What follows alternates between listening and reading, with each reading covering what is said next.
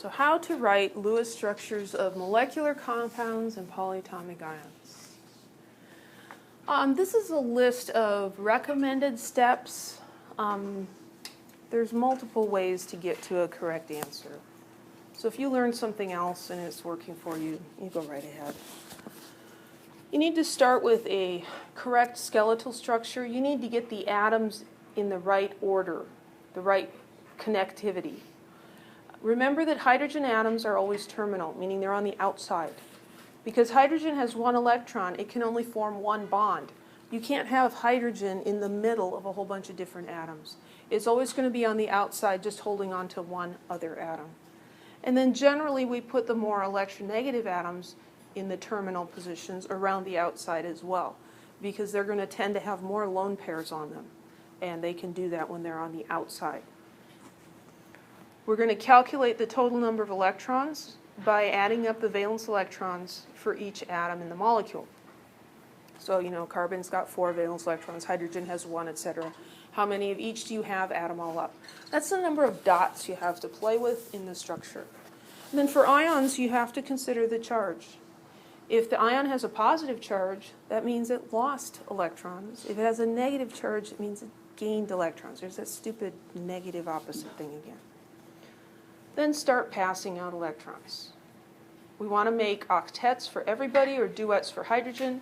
We want to give as many atoms as possible an octet. So I think of this a little bit like the atoms are little boys and they've brought cookies to share, right? And so they put all their cookies in a pile, and then the den mother or whatever passes them out so everybody gets the right number of cookies. And we don't give hydrogen 8 cookies because that would make him sick. He's too small. He gets 2 cookies. Okay, so we're just going to spread them out. Sometimes there's not enough for everybody to get 8, and so you have to share. You have to share more. So that's when we form double or triple bonds. So let's do some. Lewis structure for carbon monoxide. Well, this is a diatomic molecule. The carbon and the oxygen must be connected, right? I'm going to put a single line representing a single bond in between them. They have to be connected by at least a single bond. Just remember, each of those lines is 2 electrons. How many valence electrons does this molecule have? Carbon has 4 and oxygen has 6, and 4 plus 6 is usually 10. Sometimes it isn't, but usually it is. So here we've got 2 already, 4, 6, 8, 10. I'm just spreading around the cookie. Don't they kind of look like cookies? Blue cookies. Who would have blue cookies? Smurfs would have blue cookies. There's not enough. Carbon and oxygen each want 8 electrons. There's not enough. So what we need to do is we need to take one of these lone pairs and make it a bonding pair. So I'm going to erase this pair of electrons and make it a bonding pair. 2, 4, 6, 8, 2, 4, 6. Carbon's happy, oxygen not so much. We need to share more. So we're going to take a lone pair from carbon and make it a bonding pair. Now they each have 8 valence electrons. Everybody's happy. One of the things I like about Lewis structures is most of the time you can actually make everybody happy. Any questions about carbon monoxide?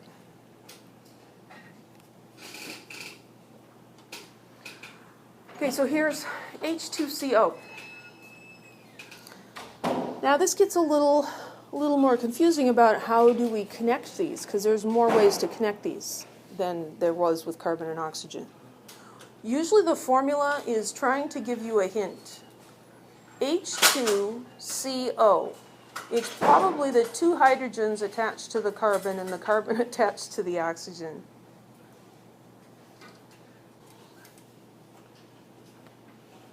So we'll put the carbon there and the oxygen over here and a hydrogen here and a hydrogen here. And then we need to count up electrons. There's 2 hydrogens. They each have 1 valence electron, and carbon has 4 and oxygen has 6. So 12, right? We've already doled out 2, 4, 6. 8, 10, 12. We ran out of electrons. So we're going to have to share more. If I take this lone pair and share it here, carbon's going to end up with too many. So I need to take this lone pair and share it. I mean, you could always move them later, but...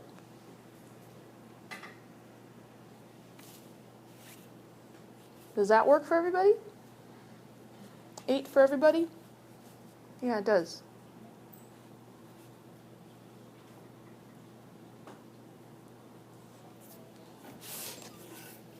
Another thing that can help you when you're trying to decide how to put these guys together, hydrogen always makes one bond, as do the group 7A elements. That's not 7, that's 4. Let's just use the regular number. 7A. Those guys form one bond. The group 6A elements tend to form 2 bonds.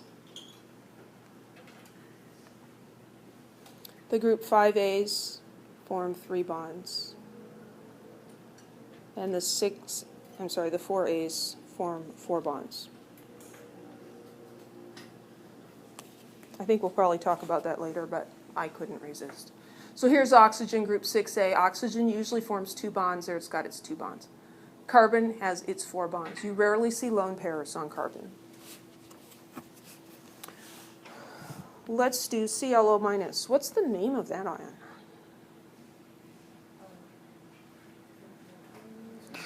Hypochlorite. So another diatomic one. It's got to have just the chlorine and the oxygen. Chlorine has 7 electrons. Oxygen has 6. What do I do with that -1 charge? Add an electron or subtract 1? Add 1. So 14 electrons. I've already got 2, 4, 6, 8, 10, 12, 14. Nice! And then because it's an ion, put brackets around it and put the charge on the outside. Any questions?